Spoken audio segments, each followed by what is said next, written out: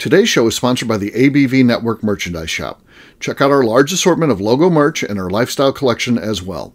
Just head over to abvnetwork.com and click on Shop. We are also sponsored by The Bar to Go. The Bar to Go offers a fully customizable carrying case that allows you to take your favorite distilled spirits or cocktail ingredients with you. Whether you're looking for yourself, a customized gift, or logo items for your business or event, The Bar to Go can help. Check them out at thebartogo.com. Use the number 2 when you type out The Bar to Go. Did you know Neeley Family Distillery now ships its popular distilled spirits directly to you? To order, simply call 859-394-3258. Tell them the ABV Network sent you. Finally, we are sponsored by the upcoming ABV Barrel Shop, a new liquor store experience coming to St. Louis, Missouri. The ABV Barrel Shop will serve as home to the ABV Network and will be owned and operated by Steve Akeley, Jim Fosnot, and Scott Creighton, aka the Barrel Buddies. To learn more about the investment opportunities in this new venture, listen to the ad at the end of this podcast. And now, on to the show. Hello again, everybody. This is Steve Akeley introducing to you today's show as we are on vacation still. We've got Royce Neeley, one of my best friends in the business, known Royce for several years now, hang out with him probably more than anybody from the world of bourbon. Talk to him just about every day on the telephone if I don't get to see him. And then, of course, Brad Bonds, who I really haven't met, but I've interacted with Brad a lot on social media, talked to him. He's got a great place.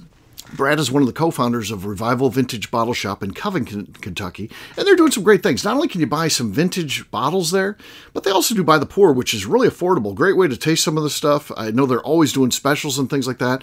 Like I said, very cheap, so be sure to go there. It's a destination place. It's not just about going there to shop bottles. It's kind of hanging out, enjoying a few pours, and then maybe doing some shopping. So check out the show. I think you're going to enjoy it. Let's drink!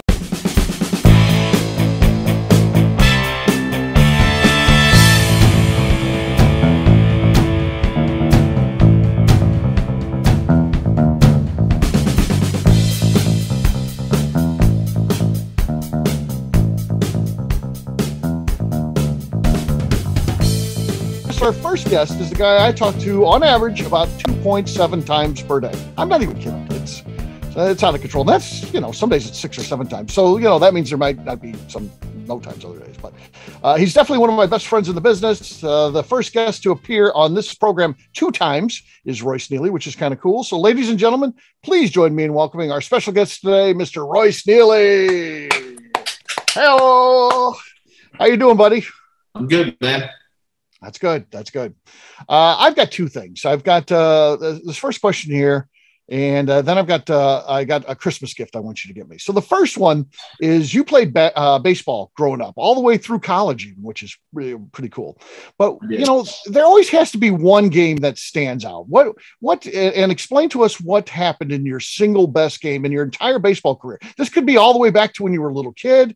Maybe you hit 6 home runs in a game or something crazy, or you were a pitcher. Maybe you pitched a perfect game when you were 10 years old and that was your, whatever it is, man. What was the highlight of your baseball career?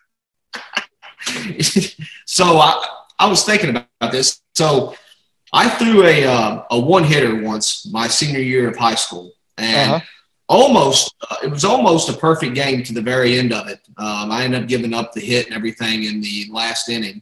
But I tell you, probably one of my best memories. So growing up, when I got to middle school, when we were playing baseball and everything, some of the guys that had started playing earlier than me, they were always better than me up to that point. And I'll never forget, there was a game, my dad was coaching at the time, and I got to pitch in it. And I struck out this guy that, at the time, that, like I said, they'd always been better than me in basketball and baseball. And I struck him out. And the next day at school, the look on his face the entire day was priceless. And I don't think I ever really looked back after that. So. Well, that's pretty cool. Yeah. David finally beat Goliath. So that's a cool thing for sure. So yeah, congrats on that. Yeah. So the other thing, the part 2 of this thing is a Christmas gift. And there's something that you got to give me for Christmas. And I just learned this recently. At the county fair, your mom used to enter you in the Little Prince contest for the best looking boy at the county fair. And you won one year. I got to get a photo. And I know your mom has a photo of this because she's too mommy not to have a photo of the year you won the Little Prince. I need that. There's photos of it. You're never going to see one photo. You're never going to see it. If I could get that would I'll be give you everywhere. a photo of that. Yeah, I'll bring a photo of that to your intervention. How about that? The whole intervention. Maybe I'll get to set into it. Yeah. Yeah. The intervention thing's out of control because there was apparently it's an early idea of an intervention for me when COVID started because I was killing a bunch of bottles. So the warden thinks that I have a problem because all of a sudden she'd look out in the kitchen, there'd be 6 dead bottles. And then the next day there'd be 8 dead bottles. Well, I'm not drinking 8 bottles of bourbon in a day. Trust me. No one can do that. But, she thought there might be a problem here. And I was out drinking 8 o'clock in the morning with the duck and all that crazy stuff. And she decides might have to give me an intervention here. And I said, well, how far did this go? And she's like, well, I started planning it and who I'd invite and all that. I'm like, okay, who's on the list? And she's like, well, like Royce and Becca. Royce and Becca, that's the worst 2 you could ever invite. They're drunks. So, yeah. So, the intervention. Yeah. So anyways. Yeah. Luckily it didn't happen, but this has been a big laugh ever since of what would have happened. And I said, if it ever comes to that, Royce and Becca, they're not invited. They don't get to come to that. Neither does the legend or McNew. Imagine McNew. Dear Steve, you're drinking. Steve, I'm very supportive of whatever you want to do. I don't know why I'm here. The Robinsons could be there. They'd be fine. I would listen to them. You can't yell at the Robinsons, but yeah. Some of these would be ridiculous. Here's McNew to read her letter to you. With this, we can have a party to celebrate your sobriety. We'll have shots. It'll be great. I'm not the one. Don't bring me to those. McNew would be like, remember that time I fell off the chair drunk? I felt like you were drunk that day too. That'd be like her letter to me, how she's concerned about my drinking. Like, no, that's not how it works now. All right. Touched it. It's disgusting. So let's start with a couple of industry questions here. So the new Kentucky bourbon logo. So the KDA has this. It's to promote the fact, like California grapes or some other things like that. Maine lobsters. They're trying to make state pride in the what is their product. And you can get grapes from or raisins from other places and that, but they're trying to say we're like the industry standard. You might get it someplace else, but Kentucky is it. Number 2 questions about that, Royce. First of all, do you like that idea? And then the second one is that if you do like it, is it going to appear on your bottles? Well, all right. So 1, do I like the idea? I mean, like you said, you can get grapes other places. You can get great bourbon outside the state of Kentucky as well. We all know that. Right. I do think it's good for Kentucky and good for the industry. And obviously I'm in the industry and from Kentucky, so I support it. I think it's good to have, a concise, logo and kind of a brand identity for the state pertaining to that. So I think it's a good thing. Will you see it on my bottles? No, you won't see it on my bottles. I mean, we'll probably have some of the same stuff we have for like the bourbon trail and everything inside of our, the distillery and stuff like that. And I'm a member of the KDA. But no, I don't think you're going to see it on the bottles. Yeah. You have the potential to hang it. I'm sure they'll do some signage and stuff like that. You can hang that stuff in the distillery. Oh, yeah. I mean, it is great. People obviously they look for all of that, and the new. If you guys haven't seen the new, what do you call it? The passport. The new passport's unreal. Field guide they call it now. Yeah, they combined both the large trail and the craft one together. They're adding points of interest and maps, and I mean it's great. So I think that everything they're doing is only helping to grow bourbon all the way around. Yeah. Next year they'll come out with a new passport and it'll have points you can get for doing certain things, like taking a selfie with Miss Becca Sue. I'll be like, what the hell? Wait a second here. You get the cease and desist. right, exactly. We'll see. All right. The KDA is also working on something else is really cool. Now, whether or not they'll be successful, you never know until these things actually happen. But they're trying to get rid of the barrel aging tax. You guys have to pay tax on barrels in your warehouse. And, how big of a difference would that make in your business, Royce, if that would happen? I mean, realistically, taxes at this point are more punishment than they are anything. I think we can all pretty much agree on that. I don't necessarily know they really go to the greater good more than they do just are set there to hurt you and take you back some. And, that barrel aging tax, it hurts the playing field for us in comparison to, other distilleries across the United States that don't have to deal with it or even across the world. It doesn't account for a whole lot from the state level, but you get hit pretty hard at the local level. So it falls right in just like a tangible tax that you pay to the school and everything like that. So accounts for, could easily account for 15 or 20 grand pretty easily. So it'd be nice not to pay that. Yeah. KDA has been pretty successful in a lot of the things that they've done here in Kentucky. So, I can go for the last 5 years. I honestly think they've killed it on a lot of things. And being really the voice that helped to push through and get sorry, I've been working all day. The excise tax, federal excise tax reduced from $13.50 down to $2.70, which was a huge reduction there. Right. And I told you at that point, Akeley, I really can't complain about anything else. That really helps a lot, and to me, levels up the playing field between the larger distilleries to the craft ones. I'm good as can be. If they can reduce another tax, then great. The way I look at it with taxes pertaining to things like that with bourbon in Kentucky, you reduce the taxes you take from me. I'm just going to spend it on stuff that's related to the industry anyways. So I'm going to hire more people, so you're going to get taxes off of them, or I'm going to buy this, so you're going to get sales taxes off of that, or they're going to get it one way or the other anyway. So to me, I think it's more advantageous, and I think is the direction the KDA is going, is the reduction of the tax permanently, and it's like a credit. So as long as you're growing and building, as long as you can show. McNew, here's where you have to do your comedy routine. Technical difficulties. So McNew's been working on a new routine. Go ahead, McNew. I don't have a routine, but I made this letter board the other day that I thought was funny. What to ghost drink? Bourbon. Yeah. I don't know how to pronounce it, to be honest, but I thought it was funny the other day. That's pretty good. Yeah. All right, Akeley, can you hear me now? That's way better. Yes. Yeah. All right. Sorry, I don't know what you guys heard of what I was saying there. I was rambling on what I thought was a pretty good response to that, but where did I freeze up at? Just basically talking about, that you're going to be high. Any that you save in tax, you're just going to reinvest in the business, which means they'll get, tax revenue off that, which makes sense. And I think the direction that the KDA is going with it, don't quote me on this, I don't know it for sure, but this is what I've heard through the grapevine, is that the tax reduction is it's still based on growth. So it's more like a tax credit. As long as you're growing in the industry or, hiring new people or doing this, if you can show that you're spending the money, then you get the credit to take off the tax. If you become a stagnant company, then you owe the tax on it, which I don't think is wrong, because I think it incentivizes you to grow. I think that's the way you should use taxes. Yeah. Now that sounds good. That sounds like a good program. So yeah, if they're getting creative like that, you can get behind that. So that's cool.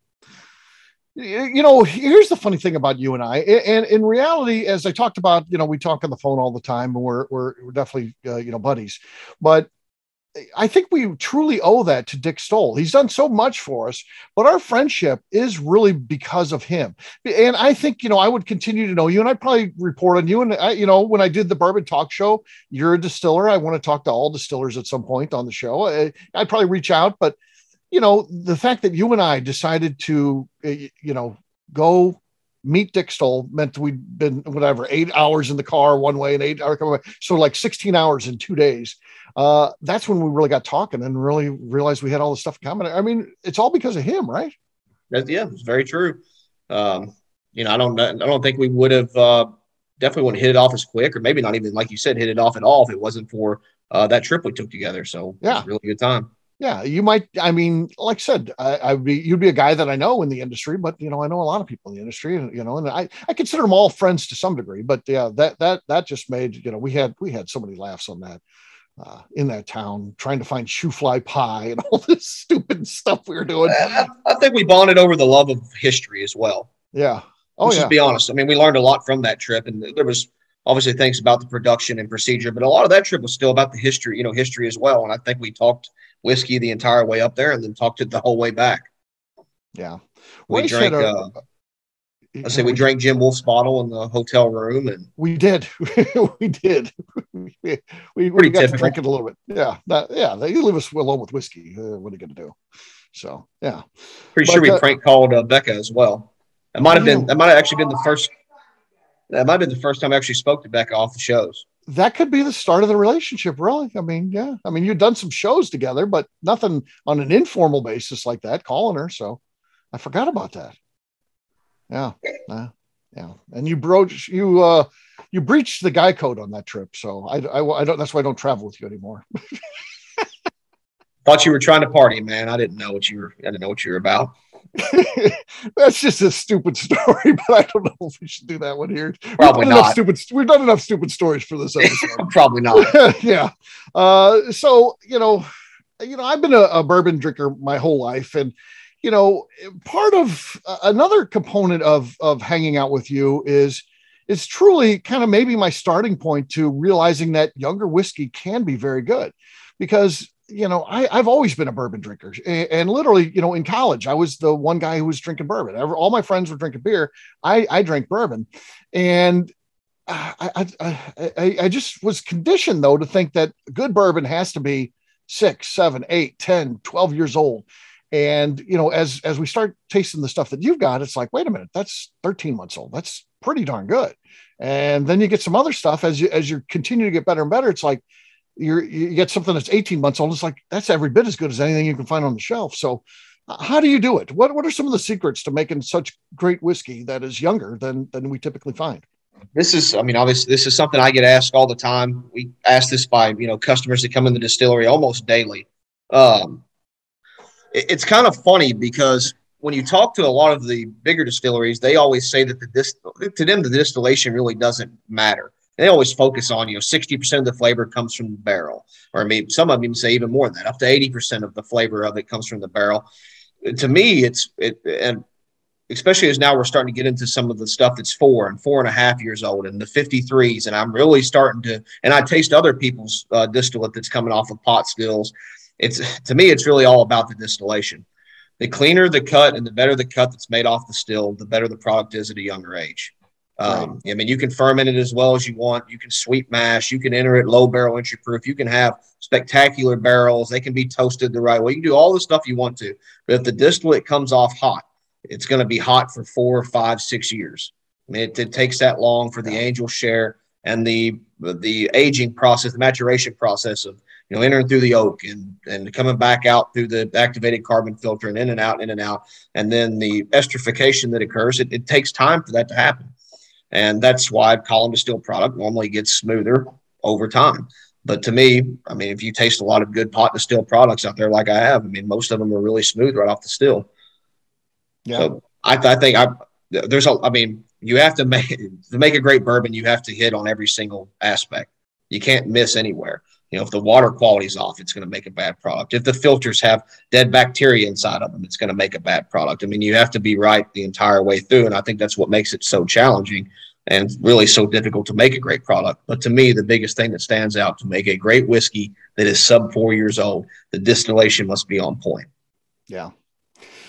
Tell us an update where we're at with the Mountain Distillery, the second distillery that you'll be opening up. So I was down there again last night. I got back like 10, 11 o'clock here.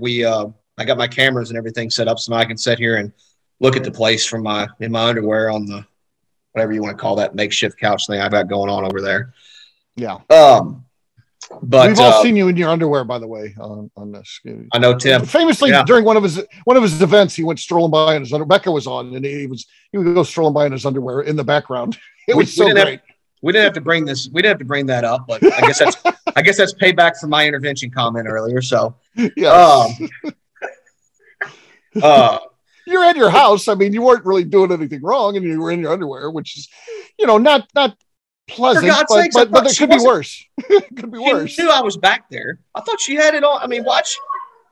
Oh, here she goes. I knew she was on it, but for God's sake, she ain't speaking. She ain't blabbing away. I thought she had. Oh no, Molly Wellman's just talking away, and there's Royce just strolling by in his underwear. Hey, Molly. It is what it is. Let me tell you something. We got a bunch of windows in here. If you stroll through Sparta at any given time, you can see some things you don't want to see. Perfect. So the Mountain Distillery, when's that getting ready to open up, man? What do we got? I know I keep throwing out dates and then I end up having to push them back, but we really did get pushed back pretty severely with that flood. And I didn't know at the time how much it was going to impact us because we didn't get flooded out. It didn't get up into the building. It didn't damage anything, but it's further messed up the supply chain down in the mountains even more than the supply chain was already messed up. Right. So getting extra help and things like that was a major problem. My dad's had to take his crew down there from up here down to the distillery to pretty much finish everything up, which is fine. I mean, we're close. The insulation's done, all the wiring's done, all the plumbing's done. We've got the where the still is going to set it. All that's tiled now. I got the security cameras set up, and they're finishing out the walls. So I'm going to say we'll have the thing done probably the next month and a half. I don't know if I'm probably going to hold on the grand opening until March. Yeah. What we're thinking. That way we'll probably go on and tentatively open the place up and let Matthew get settled in down there in December and early January and start working out some of the kinks and, seeing how things go. Because I think that as soon as we open the doors up, it's going to be pretty wild down there. Like if I get on my phone right now and pull the cameras up, my parking lot's completely full right now. I can guarantee you don't even have to, I bet you $1,000 on it. That parking lot's completely full. It was full last night till like 11:30. So I think as soon as we open everything up, it's going to be trying to maintain down there. It's going to be the biggest thing. Yeah. It's going to be a little bit different than up here. I had some time to work through this distillery. We started off slower and we grew and we grew into it. This one down here, I think we're going to kind of start off with a bam. Yeah, you open the door, it's the Band-Aid's been ripped off, and here comes everybody. Yeah. Yeah, so we're going to try to get prepped for that as much as we can. Yeah. I know Mom and Dad are going to be down there. I think they're actually going to stay down there maybe the first couple months with Matt. That's a good idea. That's cool. So that's going to help. And very helpful. Yeah. Last thing, the thing I want, and I've talked to Matt about it, the last thing I want to do is get him down there and him become overwhelmed, stressed out, and get burned out too quick. We don't want that to happen. Yeah. Yeah.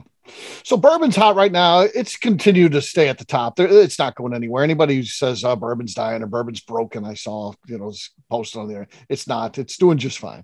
But you have had this little bit of shift where you've been working on absinthe, and you got this cool old still that's going to be installed pretty soon.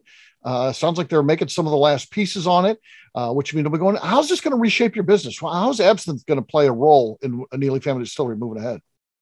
It's been a crazy thing. We've got, I think, 3 cases left of the third batch. So I've done 3 batches of that since I launched it this year. So we're talking, we've sold around, I guess, 2,500 bottles out our front door this year of it. Right. I've got distributors that are asking to carry it. I've kind of been pulling the reins back on it because I really wanted to get that old still in there and make everything on that old still. I talked to the guys at Vendome, I guess that was 2 days ago. All they're waiting on. So all the flanges on that old still are some old world. I know Stump had to deal with this too. It's some old world metric flange, some thread that nobody makes anymore. So they literally have to go in there and make a 3D rendering of it in their computer and then have that taken to an AutoCAD machine and milled out is what they do with the thing, which is pretty neat. So they're working on this last flange and then we'll have the absinthe still installed. I mean, it's all about educating the consumer when they come in. People seem to be really interested in it. Some people have heard of it. Others have never heard of it at all. But when we take them through our tasting, we explain to them how to drink it, a little bit of the history behind it, the nostalgia. And we sell essentially a bottle to most everybody that comes through the place. So people really reacted well to it. I'm not going to lie to you. I'm surprised at how well it has went over out the gift shop. I thought it was going to be more of a thing that you really had to sell more than it was something that kind of sold itself. That's very cool. So, innovation is key, a big part of staying relevant in this business. What are some of the things that you're working on that, we may see down the road? Yeah. I'm always playing around with different things. We've got here on my wall, this was actually worked on by Tony Manchella. We've got an aquavit over here that Tony's put together that I'm going to continue here playing around with and probably going to mess around with running. I've never made one before, but I think it's going to be something cool him and I can work on. He've even actually thought about doing as Tony calls it, an aquafacent. So it's taking a lot of the botanicals from an aquavit and then the botanicals that we really like from an absinthe and combining the two together to make really a whole different type of spirit that I thought would be something that might be pretty neat. And then we're going to try that as a clear spirit and then also as an aged spirit. We've got an apple brandy that we're aging out there now. I've got a whole different slew of rye whiskeys that we made that are approaching 2 years old. I'll be honest with you, Akeley, I've got so much different stuff out there. Sometimes I don't even remember all of it that I've got. I'll walk through the rick house and be like, oh yeah, I forgot we made 100% wheat whiskey 2 years ago. So it's been really cool to taste all that stuff and see how it's maturing and changing. But the next big thing that I'm going to focus on is going to be finishing up that rum. So Lenny's been kicking the hell out of me and Stump. Obviously Stump's been down. Right. But I'd like to get that Dunder Pit working inside of the boiler room and start playing around with that pot distilled Jamaican rum. And I really want to not only do it to do the stuff with Lenny and everything for what we're going to be doing down in Key West, but I do all the work for Rolling Fork Rum, and I like their Fortuitous Union, and they've had a lot of success with the Jamaican pot still. And I love that Jamaican pot still that they get in. Well, they want to try to kind of replicate that here at our distillery as well, and just see kind of what we can come up with, and then take rye whiskey that I've made and blend the two together to make a Kentucky Fortuitous Union, which would be. Yeah, that'd be really cool. So, we found that our group loves using your place as a home base, and we've even got an event coming up on Saturday. So this comes out to the general public on Friday. So the next day, Saturday, we've got an event there. If you can make it, I'll be signing my books from 1 to 4 at the distillery, and I'm bringing some bourbon celebrities with me. Lenny's coming there. So all the way from Buena Vista, Colorado is coming in. Look at that. There it is. There's the book right there. That's the one you need to get. So, there's another copy right there. There's another one. I like it. I love it, man. We had an event where everyone was holding them up and stuff like that. But, so we love doing events there, and we're going to have a great event on Saturday. McNew's coming in. McNew will be there signing books. So because it's about bourbon celebrities and getting them to sign your book, so I'm bringing some celebrities with. You can rack up some points. Bo Cumberland's going to be there. So it's not a bad deal. But we like doing the events at your place. 2022, we're going to do some more of this stuff. Yeah, absolutely. I mean, I'm always down. So I enjoy having you guys over and hanging out with everybody. And I know Becca enjoys it as well. So, yeah, absolutely. I have absolutely no plans to change any of that as long as people want to keep hanging out with us. Oh, yeah, I think so. We've got a big group coming in. I just know from listeners and things like that are going to be coming in. So most of them got the books ready, but need to get it signed. So it's a great opportunity to do so. So we appreciate you guys hosting that. So, this next one, and it's true. When I met you, if I had to make a list of and rank the distilleries, of course, all the heritage brands are going to be, the top 8 are going to be the big ones that we know. And then I had to start going through. There were so many that were ahead of you in terms of, because they were in business longer, they're ahead on the whiskey, but they're also way ahead on social media and so many things. And then I look today and I'm like, where's Royce today? And I'm like, well, you still got the heritage brands. They've got so much money. They're always going to stay ahead. But I think you're right in that next group. I mean, you might be at the top of all of them, or you're with, like I don't know, New Riff, that you don't really have any true, you've passed them all up, man. It's like, holy cow. And I don't want to say any names. I mean, I could give the names, but I'm not going to give the names, but it's just been amazing to see what you've been able to accomplish in really a relatively short amount of time. Well, that's for one, a very humbling thing to say. And I greatly appreciate that. I'm probably our biggest critic myself, and we've got a long way still to go. But I appreciate that. It's been a long, I know you say it seems pretty quick, and I guess it really has, but to me, it feels like it's been a long time. So, it's running a distillery and growing a business and everything that we're doing is, it's a lot of work.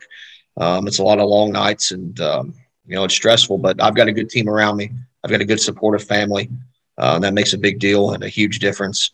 And I'm lucky to have fans and people that I've met through the ABV network and everybody else that have supported us. We wouldn't be anywhere if people weren't enjoying or trying to drink our whiskey. And I just greatly appreciate that. So it's, when I first met you, Nickley, I was fermenting in plastic totes. So it's kind of crazy to, and I want to go medal off of those totes, by the way, but it's a humbling thing. And it's, I'm very lucky, and I definitely never forget where I came from. I can tell you that. I think about it pretty often. I'm not going to lie to you. It's still astonishing to me sometimes to walk out there. I never thought I'd have a rick house.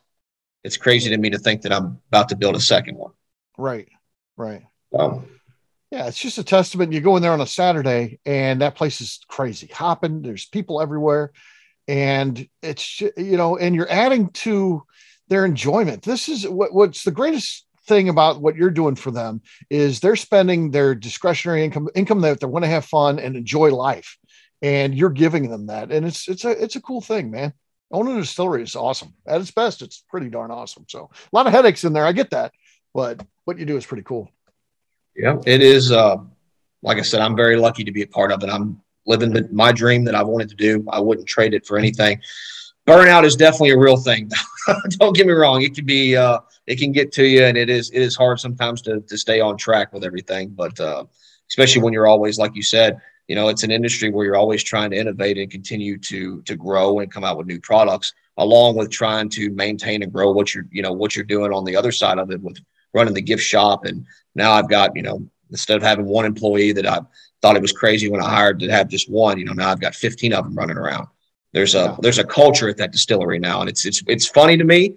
It's frustrating and it's awesome all at the same time, right? Because you always hear about it. Like when I worked at that little corporate job I had, it was culture this and culture that. And I never thought of it. But it's funny to see it now. Right. So, and it definitely matters. I mean, it really does. Yeah. All right. Last question. And this one is a funny one to me because for years, since I've known you, been telling you, you got to watch The Sopranos. Because I was surprised one time when you told me you didn't watch it. So I was like, you got to watch that. You got to watch that. You never did. You wouldn't watch it for one reason or another. I don't know why. But then you finally did. And now you're hooked. Now you're like the super Sopranos fan. And it's amazing. Here it has been off the air for 15 years or whatever. And you're like the world's biggest Sopranos fan. So what do you think about that show? Why does it hit home for you? Why does it hit home for me? Yeah. Why do you like that?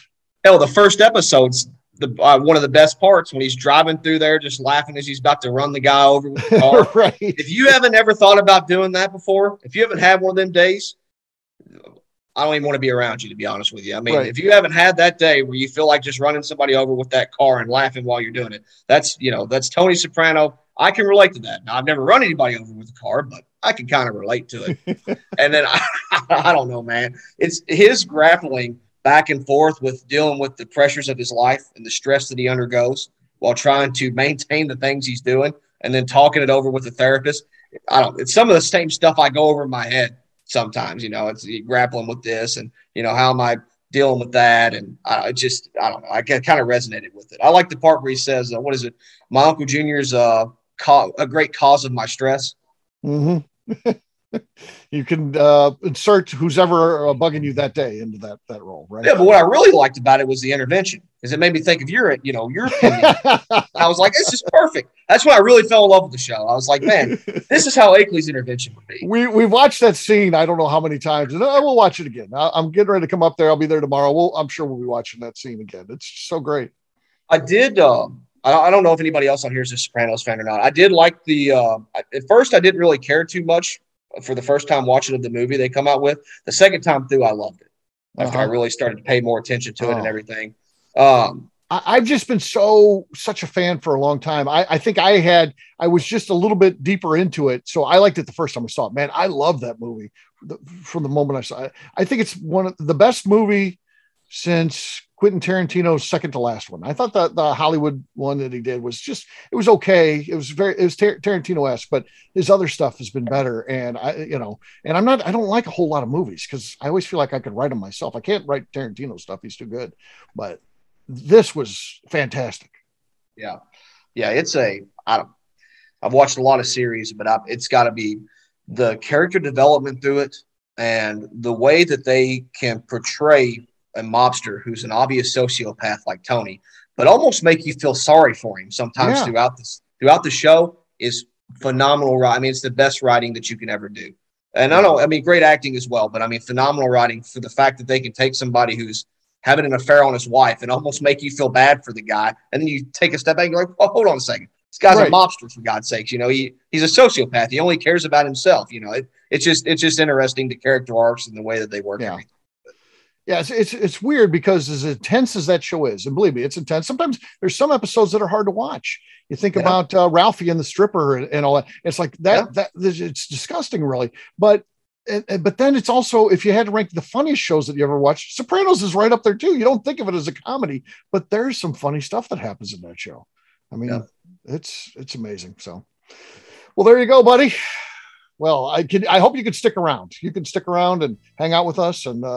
And of course, we always like to have a little Q&A at the end. So you mind sticking around and hanging out with us? Good. All right, let's hear it for Royce Neeley, folks. Hey-oh, Mr. Thank you, guys. Mr. Royce. We'll catch up with you at the end too. Have you share all your websites and all that kind of stuff. We like to do that at the end. All right, McNew, let's take this thing out to break.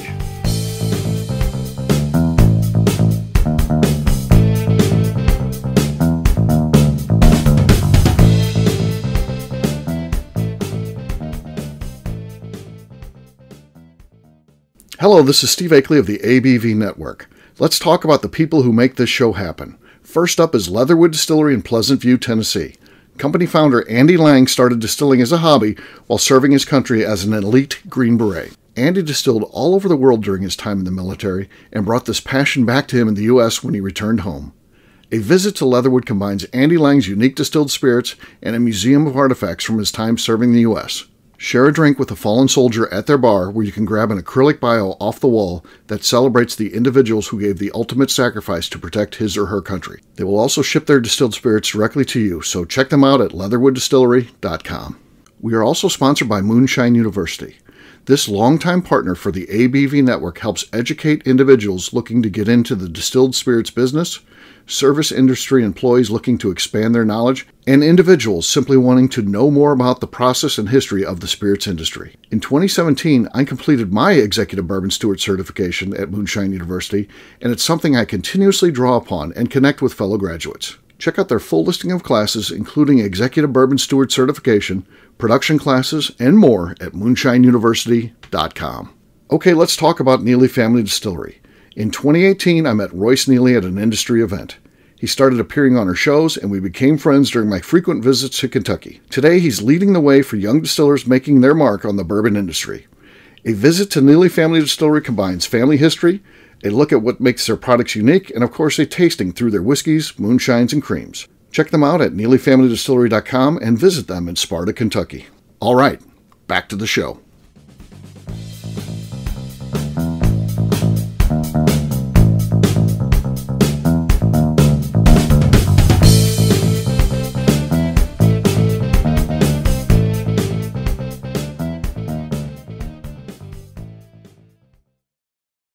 All right, great job today, gang. Fardians, we'll have a brand new show for you tomorrow. We'll be mailing again, once again. Take care, everybody. See ya. Happy Festivus. Bye, guys. Happy Festivus. Cheers. Yeah, happy Festivus. Well, welcome back. It is now time to guest number 2, Mr. Brad Bonds. He has managed to get his hands dirty for his job, and I say dusty, because he's out there hunting dusties, making some really cool things for us to then come in and taste and buy. He's got a great store. And ladies and gentlemen, please join me in welcoming Mr. Brad Bonds. Hey, Brad, how you doing? Hello. So, Thanks for having me. Yeah. So we're going to be talking about Revival. You're there now. That's in the background. You're at the store right now, aren't you? Yeah, yes, sir. And thanks again for putting us in the book. Seriously, appreciate it. So, just waiting for some people to come in with this, and we'll get them some points. So absolutely, you can get 16 points at your place, because we've got a deal in there. If you buy a Dusty, I think you get 10 points, which is a lot in the book. I mean, yours is one of the higher places you can go to get a bunch of points. Heck, to get a bottle from 1990 or older, you don't have to spend a ton. We had a ton of Jim Beam for around $100. So yeah, I think absolutely. Royce got a car the last time he was in. Yeah, he would have been eligible. Now, don't give him credit for those points, though, because he bought that before he had the book. So you have to own the book first, then the points start. We have plenty more cars for you, Royce. Okay, so. Yeah. Royce got a Corvette, right? It was a Corvette that you got. Yeah. Darn, I guess I have to come back up there and buy something else. Yeah. Yeah. He definitely loves Corvettes, so you can't go wrong with that. So, Brad, just a question for you. We always like to do just a casual one as we get into this. And, tell me about when you go on vacation, because you're in the industry where you track down old bourbon and that. Do you go to like all the liquor stores and things like that when you're somewhere? And if so, is your family cool with that? Yeah, I mean, I want to see what's going on in the different places, I guess. I haven't really got to take a trip lately.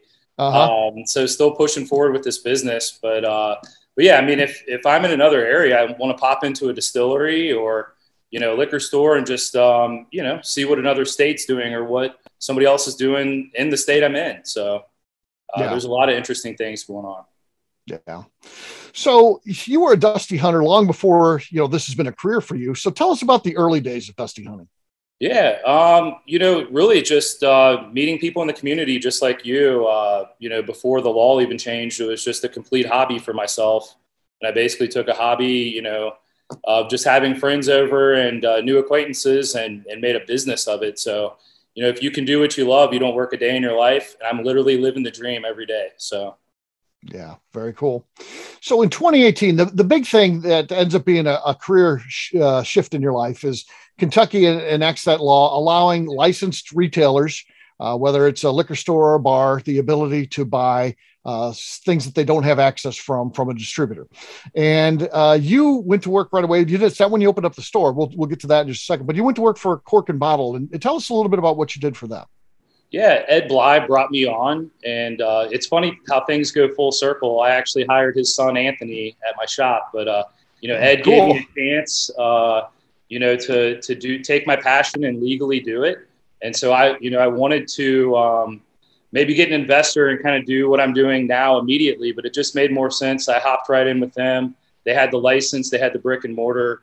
I got a year or so under my belt with them. It was a great time, and then I felt like it was just time to do it kind of on my own. And so now Shannon Smith and I are trying to take it to the next level. So, yeah, you seem to be doing good things, and, you're active on social media. I think that's important. It seems like every day I'm seeing multiple posts from you, things that are going on at the store. This is what you're pouring. So it seems like, Revival is just at the top of my thoughts because I see it all the time. Yeah. I'm just trying to be reasonable with my pricing and not get away from that. I've before COVID, traveled to a lot of cool places, in the United States and Vegas and Chicago and New York. And I feel like with where we're at and, just being in Northern Kentucky, we can offer these things that these swanky bars have for, 600 an ounce for $35 for a taste, and it's really neat to be able to do that. And, I guess the day that I can't do that is probably when I just, I don't do this anymore. But for now, I'm going to bring the best stuff I can to the public to taste every single day. So for a great deal. So walk us through this process. So you're working for Cork and Bottle. You want to do this yourself. What do you have to go through then to get yourself into the business that you are now at Revival? That's a good question. I kind of made a position for myself, I guess. Mm-hmm. I don't even know the answer to that. I was just super passionate about it. Just when you taste, stuff like this from the 50s or whatever, it's tough to drink any of the newer stuff. Now, I love what Royce is doing. I think the future of distilling is really with the craft distilling people. The major distilleries now, everything's being rushed. And I don't know, if you do a side-by-side with Old Granddad from today versus, from back in the day, it's completely different. Obviously, it's owned by national distillers back then, but I just think people are kind of cutting corners, and it's fresh. It's awesome, fresh to see, somebody like Royce not cutting those corners and, really bringing out like a killer product. So, yeah, I do think that's the big difference, because it just makes so much sense for the big guys to cut corners where they can, because, a little bit of savings here and there based on their volume is huge. Whereas Royce is like, does that really make that much difference if I use this grain versus this one? Or, so yeah, it really works out well. And we're getting the benefit of that as bourbon fans, which is cool. No, it is. There's tons of options, I think, right now. And, there isn't a right or wrong thing. It's whatever you like to drink, go drink it. I gravitate towards the vintage whiskey. I just, my palate likes the, 100 proof and the 90 proofs and stuff. And some of these spirits that are out now just blow my socks off, I guess, with the hazmats and that kind of thing. That just wasn't a thing back in the day, so it's, I don't know. It's, and what I'm doing is kind of like treasure hunting, it's, we're finding little time capsules that didn't exist. So it's fun to just unearth those and share them with people that like it. Yeah.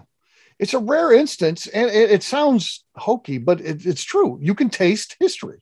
It's one of the few things. I mean, even wine, it has an expiration date. It's not going to be great forever. It's going to be vinegar at some point. And it's funny you mentioned that. I think the common misconception with the older generation, somebody 65 to 100 years old, they think that their spirits, their bourbon, their whatever is bad. And they think that they should keep aging this wine that they should have drank when they were my age. Right. And It's really funny to see, man. It's unbelievable. So yeah, I just want to, put it out there to anybody that's listening to, give us a call. We'd love an opportunity, any kind of collection you have, or if you have any friends or family. I try to treat, people like my mom or my dad. We're not trying to get over on, little old ladies or anything like that. So it's fun for me to, make those relationships, and hell, that's where we're not even paying for advertising right now. It's all word by mouth, of buying and selling. And so it's a lot of fun, man. I'm literally, like I told you right when we started, I'm living the dream. So there's definitely can be something to be said for that, because if you're trying to sell an elderly family members, old whiskey that they don't want anymore, it is easy to be taken advantage of. And if you turn to the internet, you have the high potential to have problems. That's why I have a website. Like I just send them a link, and it's like, it kind of goes against me almost, but we try to be transparent with people, and that's what's bringing more bottles in here every day. Literally every day, I have the most liquor of my life. That's not a bad thing. That's not a bad thing, I guess. So, you get into the business of selling Dusties. You're a collector before that. Are your collecting days then automatically done? Everything's done in the business, and you don't really need I still to have like to collect myself. I mean, late with getting Revival kicked off, definitely not right this second. Everything's going into this business, but I think there will come a time again where, I can start building my collection up. And, right now it's pumping up a business. It hadn't even been here for 15 months. So you can't take from something that you got to keep going. You know what I mean? Yeah. What's the craziest deal that you ever landed? It's funny you ask. Everything but the house, local estate sale company, they only take bourbon deals they only take deals from people's houses that are 10 grand or more. And they went into somebody's house like 5 or 6 years ago and told these people that they didn't have 10 grand in stuff. And I got invited to the house, and they had probably $40,000 or $50,000 just in bourbon. So it's funny, these estate sale companies out there, and different people, another man's trash is another's treasure, and it couldn't be more clear with what I'm doing. So, yeah, that's pretty wild. So what's the coolest thing that's happened to you from being in the business that you are right now? Man, being on the show? On the show? I guess just being a business owner and making my own schedule. And, right now I'm technically only working 3 days a week in the store. So not many people can say they work 3 days a week, but I mean, I'm constantly doing something for this, to push us forward, but it's really a lot of fun. Like, at the end of the day, I don't dread ever coming here. I actually really look forward to being here.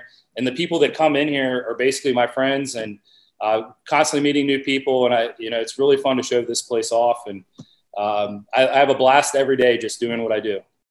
Okay. So what's the ultimate Dusty? What's the one that you would love to see come in the door? I'll show you. Hold on 1 second. Okay. It's funny you ask, man. So he's got it nearby. So my buddy brought this in the other day, and he's like, Brad, I saved you a little sample of this right here. Okay. So it says it's a 7-year, and it's like, you can't really see, but it says 90 proof somewhere on here. But on the back, I don't know if you guys can see this, and it's probably in reverse, but it's the 2 millionth barrel. It was barreled in 1953 and bottled in 1966 at 124 proof. Wow. So I've seen this before, like a Buffalo Trace behind the glass or whatever, but, this isn't on Revival's bar or anything. This was just a friend gifted this little sip to me, that was left. We actually drank most of this bottle like 5 or 6 years ago. We had it too good. So, oh, that's crazy. Yeah, that's really cool. So say that thing was sealed. No one had ever opened it up. What would something like that be worth? Man, yeah, I have no idea. Bourbon's stupid right now. Like, pricing is freaking crazy. I mean, I guess I don't think I'd be able to find another one, so we could start at 50K and maybe go up. Yeah. Okay. I don't know. I mean, where do you get a 13-year stag from 1966 at 124 proof?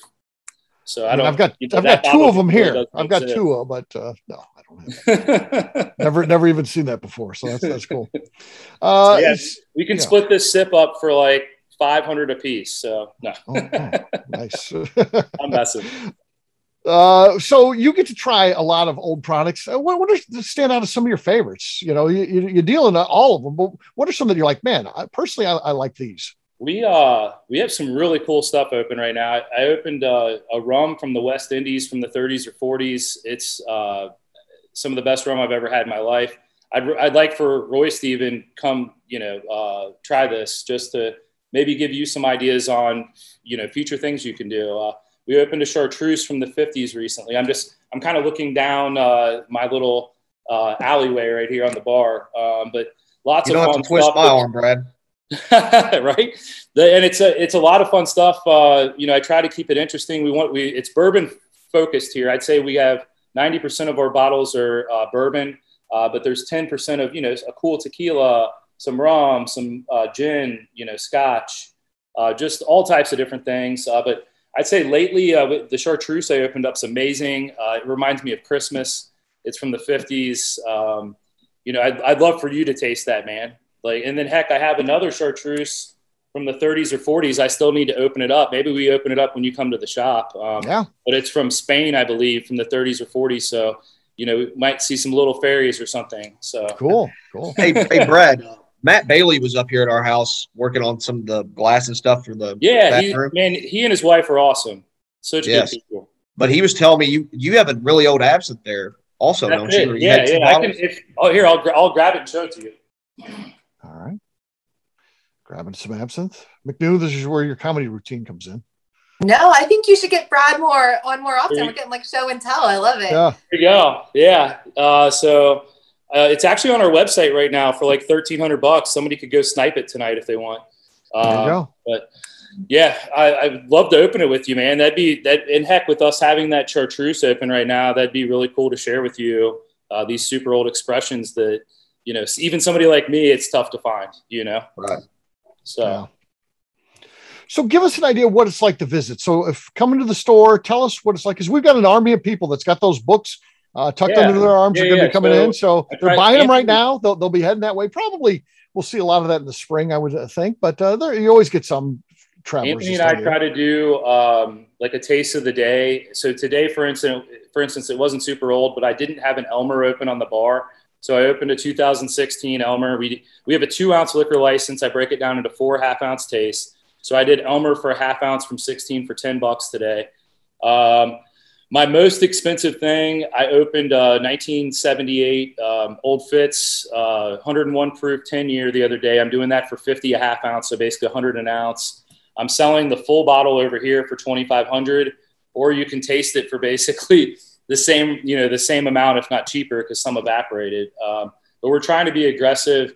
My cheapest things, Jim Beam, every day from the 70s for $5. I have probably 6 or 7 other things that are $5. And then there's a whole row of things that are 10, 15, 20, 25, and then a slew of stuff that's like 35. But, nothing here is over $100 an ounce. And most of it is, 50 an ounce or less. So just trying to be, really fair with what I'm giving. And most of the stuff you could probably find in, like some of it in Jack Rose or some of it, I don't know, in another place, the Milk Room in Chicago or whatever. But we're literally doing it for 1/5 of the cost of what they are. So you can come here and you could stay the night at, Hotel Covington at 5-star hotel and drink at Revival and live high on the hog and stay in Kentucky without having to go to these major cities and taste stuff that's super rare. So, yeah. And you're not too far from Molly Wellman's place, right? So Molly's amazing. Molly's a treasure for Cincinnati. So she is, right? Yeah, she's fantastic. Yeah. So, yeah. Absolutely awesome. We got to have McNew work on the list of the best celebrities in the U.S. because she likes like Dolly Parton and there's a couple other ones. I love Dolly. I think Molly is on that list of just Molly and Dolly right up there together. Fantastic human beings. Absolutely. Yeah. So we need to start working on that. What's the official list of the world's greatest celebrities? So, Brad, because you're involved in this, you got your finger on the pulse of, the worth of whiskey and stuff like that, but it focuses on the old stuff.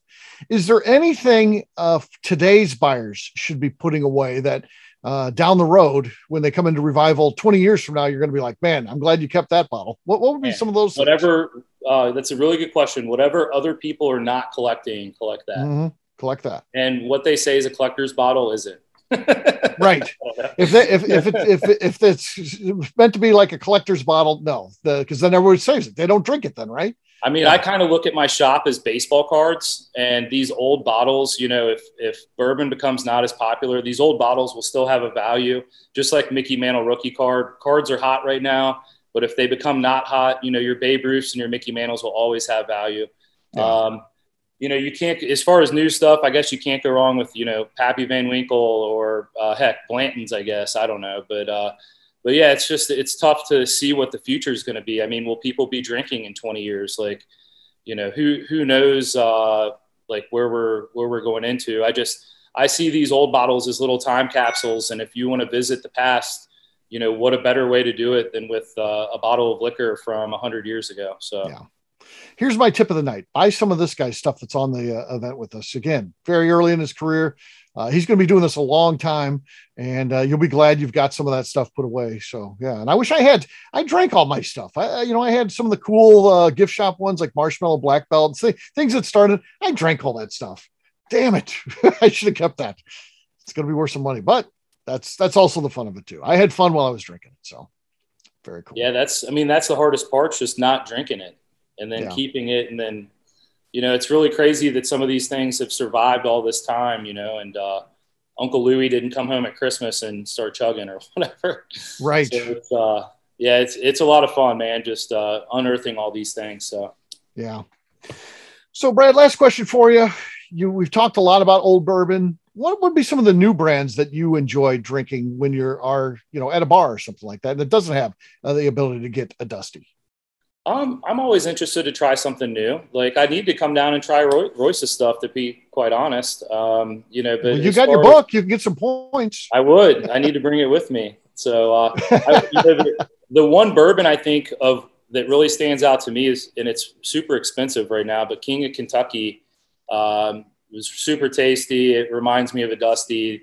Also, Bill McBrayer just had his McBrayer distillate come out from Wilderness Trail, helped them, and they used like a blood orange or I think a bloody butcher corn or something like that, or blood orange, and it just had like a dusty funk, kind of like a National Distillers to it. So I gravitate towards something that has a vintage taste. So right, yeah, makes sense.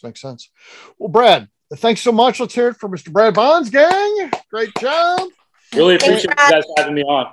Absolutely. Brad, anything you want to share, websites, social media, anything like that that help people get to your place? Follow us on, Facebook, Revival Vintage Spirits, also Instagram. My labor of love is revivalky.com. We're in high definition. Anthony is putting up the magic every day. We're being transparent about our bottles. Typically, all of them have a price. There's a few that say $1 million on there, but that's just because Square sucks, and I can't put call for a price. So just give us a call if you have a question. But if anybody wants a value on a bottle, give me a call. We want to buy it. If you want to buy something, I want to sell it. Okay.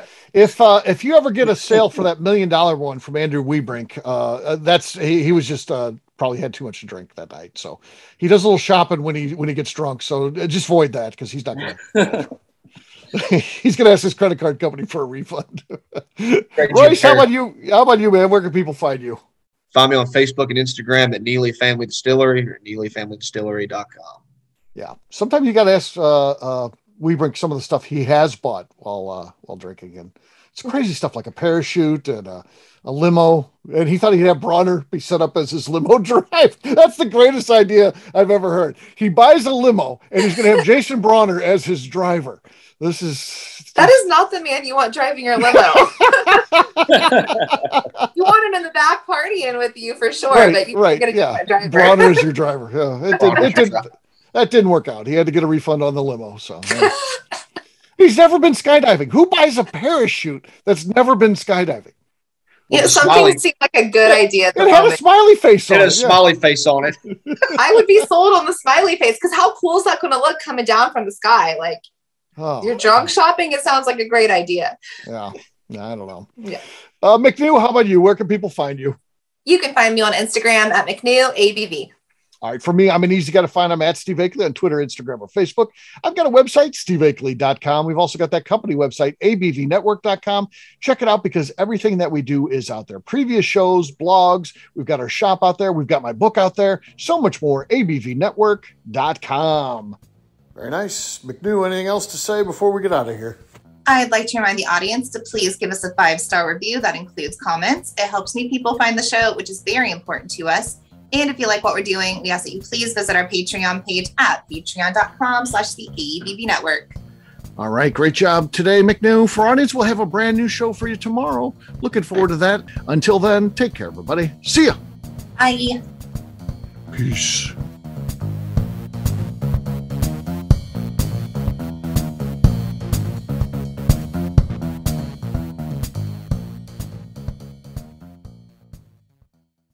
Before we finish the show, let's talk about some great companies that support the ABV network. First up is Moonshine Still Pro. Moonshine Still Pro has a full line of products to help the home distiller. Whether you want to experiment on the stove in your kitchen or you're looking for a bigger setup in your backyard, owner Russell Creed and his team can help. They have multiple still offerings, accessories, and even grain from their partners at Goldstone Mill to assist you in making whiskey on par with your favorite distillery. They can also help you with some fabricated parts you probably can't make yourself if you are attempting a DIY still project.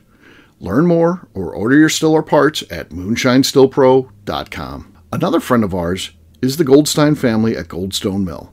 The Goldsteins offer a variety of heritage and heirloom grains to make the finest whiskeys in the world. Plus, they are more than just a grain company. They are truly consultants to make sure the grains they are providing to you or your business meet your highest expectations. Additionally, they work with mills around the country, ensuring shipping is as low as possible for their customers. If you are a distillery, brewery, or even doing this at home, Goldstone can assist you. Check them out at goldstonemill.com, call them at 217-254-6613, or check in via email at hello@goldstonemill.com. Last but not least, at the top of the show, I mentioned investment opportunities at the new liquor store concept, the ABV Barrel Shop, being launched in 2022 by myself, Jim Fosnot, and Scott Creighton. We are crowdfunding some of the capital needed to open the store. Not only does it offer a return on your investment, but a lifetime of status and benefits at the store. Of course, this investment is a loan and involves a high degree of risk, which may not be suitable for all persons. Prospective investors should carefully evaluate the risk and merits of an investment, should confer with their own legal and financial advisors, and should be able to bear the risk of the loss of their investment before considering the investment described herein. If you would like more information, contact us via the under construction website at abvbarrelshop.com and fill out the form. The Bourbon Daily is part of the ABV Network. For more information or to become a sponsor, please visit abvnetwork.com. Thanks for listening and cheers. This has been a Steve Akeley production.